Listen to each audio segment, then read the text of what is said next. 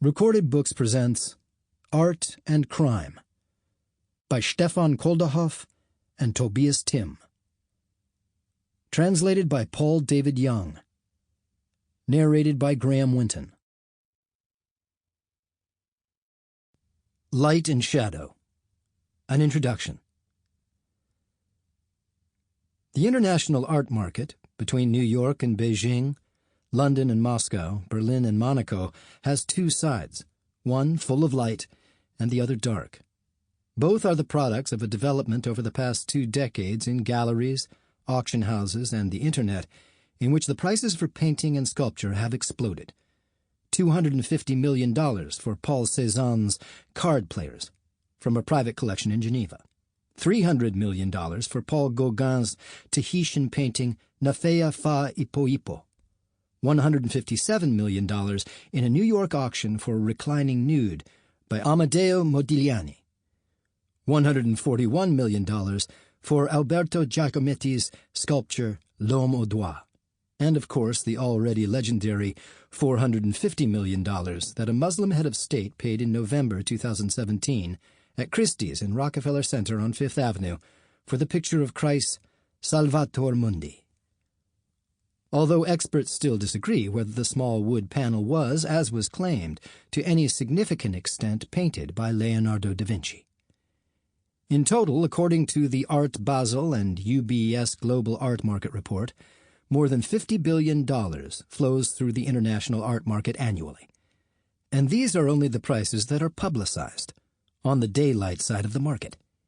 Here there are respectable auction houses that make special advisory offers to their customers on a level competitive with that of investment banks, naturally with discretion and, if it simply has to be, through offshore firms in tax havens, as demonstrated by the plunder of the Malaysian government reserves known as the One Malaysia Development Berhad scandal, or 1MDB.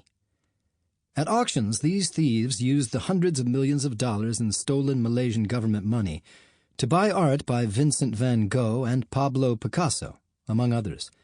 The sales rooms of the galleries that conduct business internationally look like luxury boutiques for exclusive fashion houses, and they aspire to sell the same magic. These multi-million-dollar transactions aren't about art. Rather, lifestyle and prestige are for sale. Those who can show off, say, a fresh Jeff Koons hanging on the wall at their next party in the meatpacking district in New York are more than just rich. They belong not only to the minority global class of the well-to-do, whose wealth has grown enormously in the past few years, but also to what counts as the global cultural elite, into which one can buy entry through art. Those who can afford it employ an art advisor who, in exchange for sumptuous payment, takes over the search for suitable artworks and, as a practical matter, can identify simultaneously which artists in the current season are particularly sought after and what prices their works command. That this approach can also go wrong, because agreements aren't kept and big-name artists such as Picasso, Kirchner, and Lichtenstein also paint some bad pictures, became spectacularly clear in the case of the art advisor Helga Achenbach. The entry of investment bankers, stock speculators, and brokers vulgarized the art market completely, he said in an interview. In the stock market, everything is monitored. If you buy stock with insider information, you can expect the authorities to knock on your door right away and arrest you. The art market is easier to manipulate. Achenbach knows what he's talking about. Before he was sentenced to 6 years imprisonment in 2015 because of millions of dollars in art swindling, he had worked as an art advisor for banks and attempted to establish an art-based investment fund. The dark side of the market. There is the other side, the dark side of the lucrative commerce in art. A business that can make as much money as the art market does automatically attracts those who want to play without following the rules. In a villa in the Rhineland, an entire collection of supposedly authentic Russian avant-garde art is offered for sale, complete with a printed catalog on which the logo of an internet photo book publisher is prominently displayed.